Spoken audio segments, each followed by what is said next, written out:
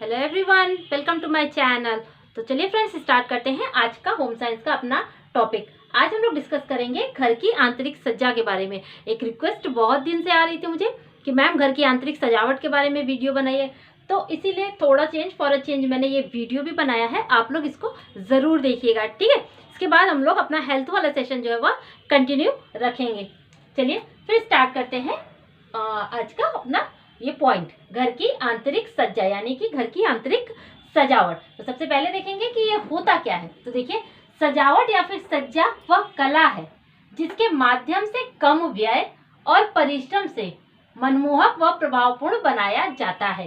ठीक है, कहने का मतलब यह है कि जो सज्जा है, जो सजावट है, यह एक प्रकार का कला है जिसके माध्यम से यानी जिसकी सहायता से हम लोग कम खर्च से और कम परिश्रम से अपने घर को आकर्षक, मनमोहक और प्रभावपूर्ण जो है वह बना सकते हैं। किससे? आंतरिक सज्जा की मदद से। ठीक है, अब देखिए, ये तो हो गया डेफिनेशन। अब देखिए आंतरिक सजावट की जरूरत क्यों पड़ती है, यानी कि इसकी आवश्यकता हमें क्यों पड़ती है। तो इसकी आवश्यकता कह लीजिए या फिर इसके लाभ कह लीजिए। तो देखिए, इसकी आवश्यकता मैंने इसका डिटेल नहीं लिखा है, आप लोग बस ये हेडिंग देख लीजिए, क्योंकि इससे ही सारे पॉइंट जो है वो क्लियर हो जाएंगे इसके अंदर के। देखिए, इसकी आवश्यकता क्यों पड़ती है, तो घर को आकर्षक बनाने के लिए, घर को सुव्यवस्थित दिखाने के लिए, घर में अनुशासनबद्धता देखिए, चीजें अगर यथा स्थान रखने की आदत हम अपने अंदर और अपने बच्चों के अंदर डाले रहेंगे तो क्या होगा, तो वो भी तो अनुशासन में रहेंगे। जो चीज जहां से उठाएंगे उसको फिर वहीं पे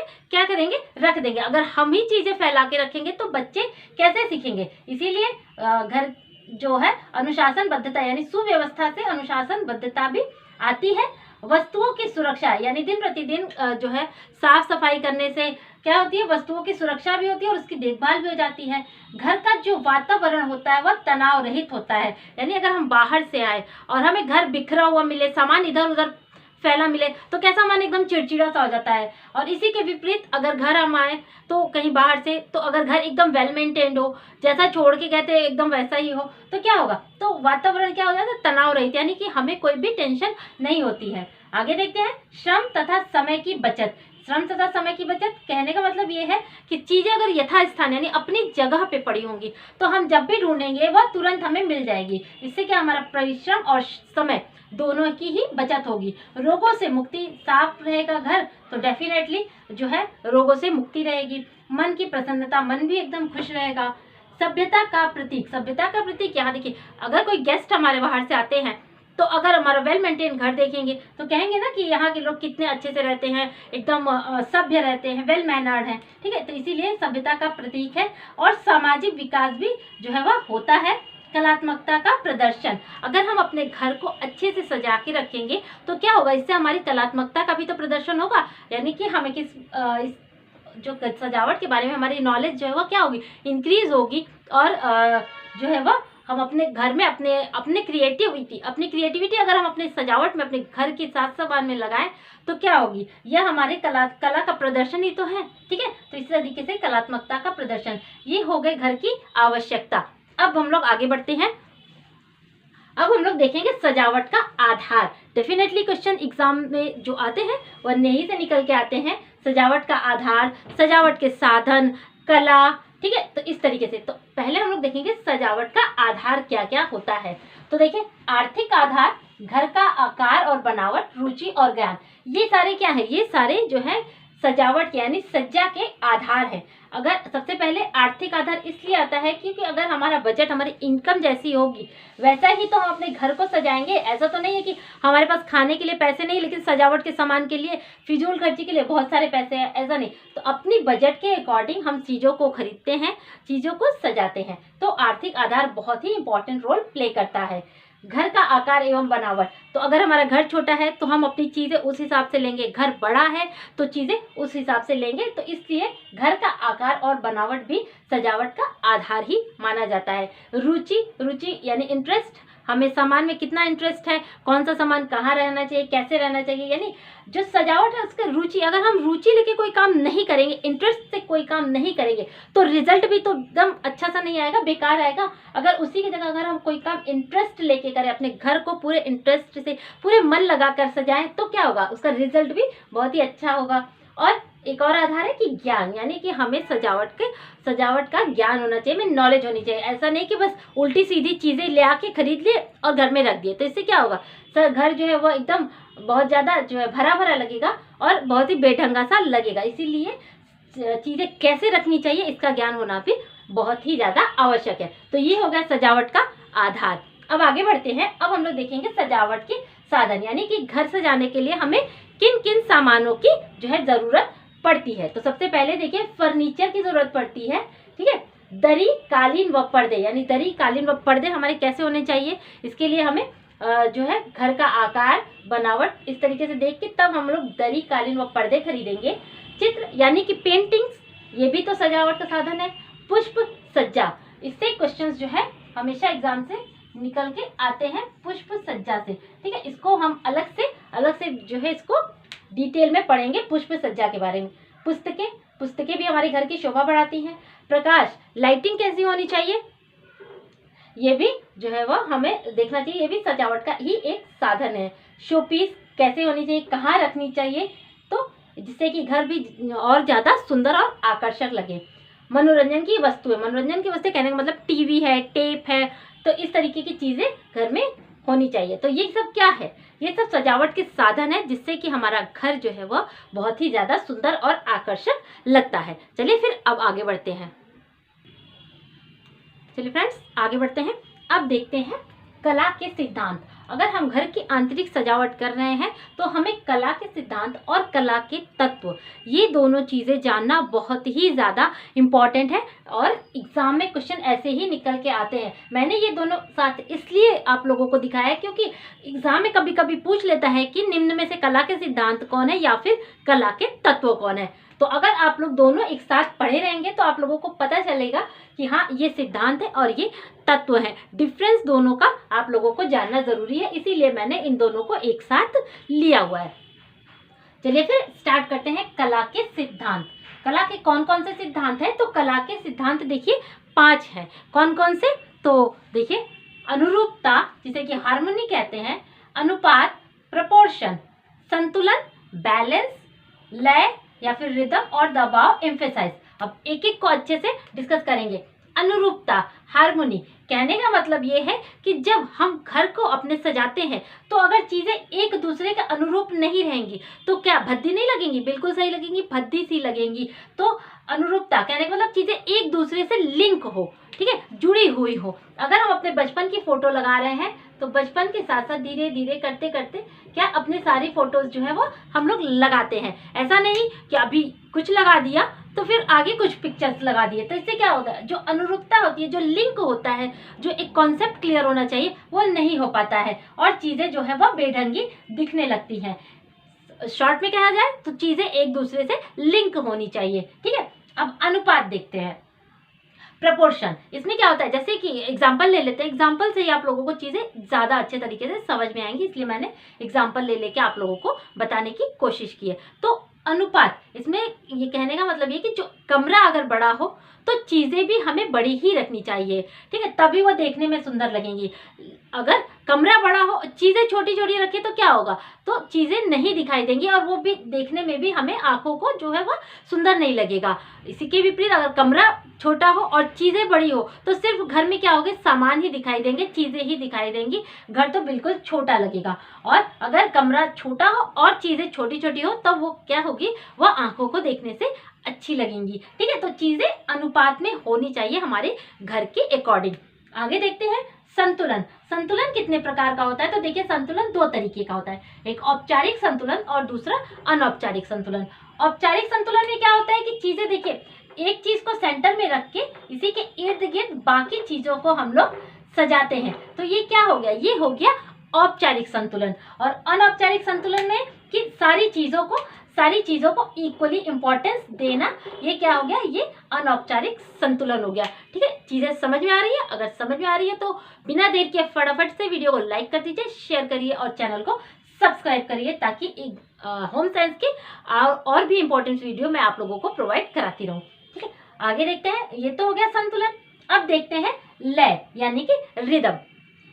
कहने का मतलब यह है कि जब दीवारें अगर हम लोग अगर घर बड़ा है तो दीवारों का कलर डार्क रखिए, साथ ही साथ आप अपने कर्टेन का भी कलर डार्क रख सकते हैं। और अगर घर छोटा हो और घर बड़ा दिखाने की कोशिश करनी है तो लाइट कलर की दीवारें और उसी के साथ मैचिंग करते हुए लाइट कलर की कर्टेन लगाइए। इससे क्या होता है, देखने में भी अच्छा लगता है और घर भी आपका बड़ा लगता है। तो चीजें एक दूसरे से जो है वह कनेक्ट होके लगेंगी, तभी जो है आंखों को सुंदर लगेगा। तो एक दूसरे से जितने भी सामान हो हम लोग अगर लगाते हैं तो लय यानी रिदम में है, रिदम में लगी रहनी चाहिए। ऐसा नहीं कि दीवार का कलर कुछ, कर्टेन का कलर कुछ कर दिया, विंडो पे कुछ लगा दिया, दरवाजे पे कुछ लगा दिया, तो ऐसा नहीं होना चाहिए। एक रिदम होना चाहिए, ठीक है। इसी तरीके से इसीलिए कहा जाता है ना, पर्दे एक कलर का खरीदे, सोफा कवर एक जैसा ही होना चाहिए, ताकि वो देखने में एक लयबद्धता दिखती है तो देखने में अच्छा लगता है।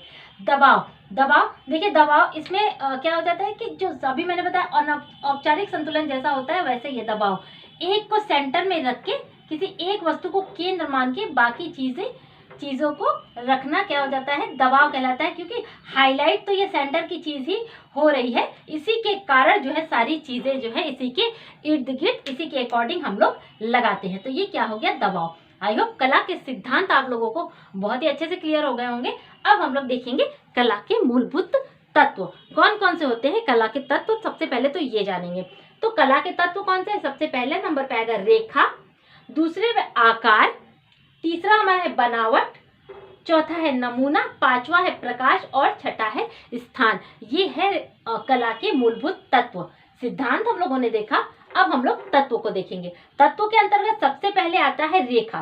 तो रेखाएं देखिए कितनी प्रकार की होती हैं, खड़ी रेखाएं, आड़ी रेखाएं, तिरछी रेखाएं, वक्र रेखाएं और जिगजैग। ये इतनी तरीके की रेखाएं होती हैं। अब देखिए इनको डिटेल में। जो खड़ी रेखाएं होती है, यानी कि खड़ी रेखाएं इस तरीके की, जो खड़ी रेखाएं होती है वो क्या प्रदर्शित करती हैं, तो वो दिखाने की कोशिश करती है क्रियाशीलता यानी एक्टिवनेस, ठीक है। वो हमारी एक्टिवनेस को जो है वो डिफाइन करती है। कौन सी खड़ी रेखाएं सजीवता दिखाती हैं, तत्परता का एहसास कराती हैं और लंबाई का तो कराती है। यानी कोई चीज अगर छोटी है तो उसको लंबा दिखाने के लिए हमें खड़ी रेखाओं का प्रयोग करना चाहिए, ठीक है। तो इस तरीके से खड़ी रेखाएं हमें क्या क्या दर्शाती हैं, तो क्रियाशीलता, सजीवता, तत्परता और लंबाई को दर्शाती है खड़ी रेखाएं।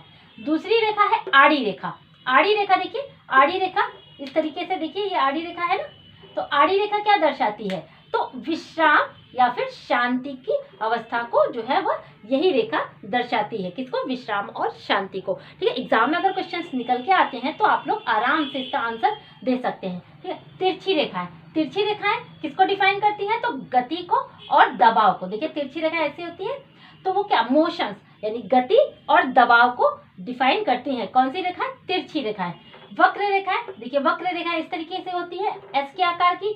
तो ये क्या डिफाइन करेंगी, ये डिफाइन करती है हमारे एक्साइटमेंट, हमारे उल्लास, लालित्य, हमारी खुशी को जो है ये वक्र रेखाएं जो है वह डिफाइन करती हैं। जिगजैग रेखाएं आधुनिकता के भाव को प्रदर्शित करती हैं, जिगजैग रेखाएं, ठीक है। तो ये रेखाएं, इनको जानना बहुत जरूरी था, इसलिए मैंने यहाँ पर मेंशन किया। एक एक को अच्छे से डिटेल में हम लोगों ने समझा। अब देखिए आकार, आकार जब भी घर की सजावट करें तो डेफिनेटली उसका आकार यानी बड़ा है तो चीज़ें उस हिसाब से, छोटा घर है तो चीज़ें उस हिसाब से हमें लेनी चाहिए। बनावट, ठीक है, वही बात हो गई, बनावट, बनावट के अकॉर्डिंग ही सामान को सजाना चाहिए। लाइट की अच्छी व्यवस्था होनी चाहिए। कोशिश करना चाहिए घर के हर रूम में विंडो हो, जिससे कि क्या होगा, सूर्य का प्रकाश हर कमरे में प्रवेश करना क्या होता है, बेहद जरूरी होता है। इसलिए प्रकाश का भी बहुत ज्यादा ध्यान देना चाहिए। नमूना और स्थान, ठीक है, ये सारे क्या हो गए, ये हो गए कला के तत्व।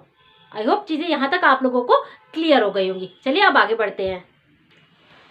चलिए फ्रेंड्स अब आगे बढ़ते हैं। अब हम लोग देखेंगे कि जो घर की बाकी पार्ट है वो कैसे सजेंगे, ठीक है।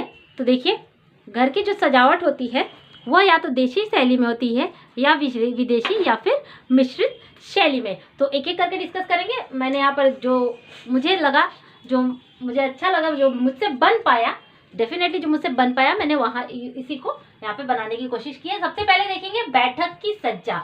तो बैठक की सज्जा कितने तरीकों से हम लोग कर सकते हैं, तो बैठक की जो सज्जा है वो हम लोग 3 तरीके से कर सकते हैं। एक तो देशी शैली, दूसरा विदेशी और तीसरा मिश्रित। देशी शैली में क्या होता है, तो देखिए जो एक तख्त होता है उस पर अच्छे से चद्दर डाल के मसलन साइड साइड में सारे मसलन लगा दिए जाते हैं, एक टेबल रख दी जाती है, ठीक है। तो ये क्या है, ये बैठक की देशी शैली है। वहीं विदेशी शैली में देखिए सोफा का यूज किया जाता है, सेंटर टेबल लगाते हैं, अच्छे अच्छे फ्लावर पॉट्स लगाते हैं। तो ये क्या है, ये विदेशी शैली है, किसकी, बैठक की। अब मिश्रित में देखिए, मिश्रित में बैलेंस बनाना पड़ता है देशी और विदेशी का। एक साइड हम लोगों ने, अगर जगह बहुत बड़ी है, ठीक है, जगह बहुत बड़ी है, तो एक साइड हम लोग तख्त भी रख सकते हैं और उससे साथ में जो है उसके अनुपात में हम लोग सोफा भी रख सकते हैं। साइड में एक सेंटर टेबल, बीच में एक सेंटर टेबल और साइड में एक टेबल रखकर हम लोग इसको मिश्रित शैली के तरीके से भी यूज कर सकते हैं। डिपेंड करता है कि आपका घर कैसा है, बड़ा है, छोटा है, जिस तरीके का घर है उस तरीके से आप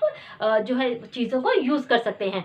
अब देखिए रसोई घर भी 3 तरीकों से हम लोग कर सकते हैं। एक तो देशी, जिसमें कि हम लोग बैठकर पीढ़े पर भोजन बनाते हैं, चूल्हे पर भोजन बनाते हैं।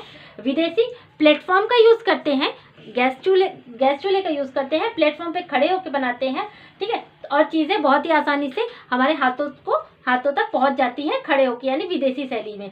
साथ में मिश्रित शैली, इसमें क्या होता है, हम लोग बैठ के भी बना सकते हैं खाना और खड़े होकर भी खाना बना सकते हैं। इस तरीके से क्या है, रसोई घर को हम लोग 3 तरीके से बना सकते हैं। अब देखिए स्नान घर भी देशी और विदेशी। देखिए देशी शैली में क्या होता है, एक बाल्टी मग जो है, आप लोगों को पिक देख के तो समझ में आ ही रहा होगा कि देशी में कैसा होता है स्नान घर और विदेशी में होता है कैसा होता है, ठीक है फ्रेंड्स। तो यहीं पे खत्म करते हैं वीडियो। आई होप चीज़ें आप लोगों को अच्छे से समझ आ गई होंगी तो प्लीज़ चैनल को लाइक करिए, शेयर करिए ज़्यादा से ज़्यादा और सब्सक्राइब कर लीजिए। होम साइंस के ऐसे इंटरेस्टिंग से वीडियो मैं हमेशा आप लोगों के लिए लेकर आती रहूँगी।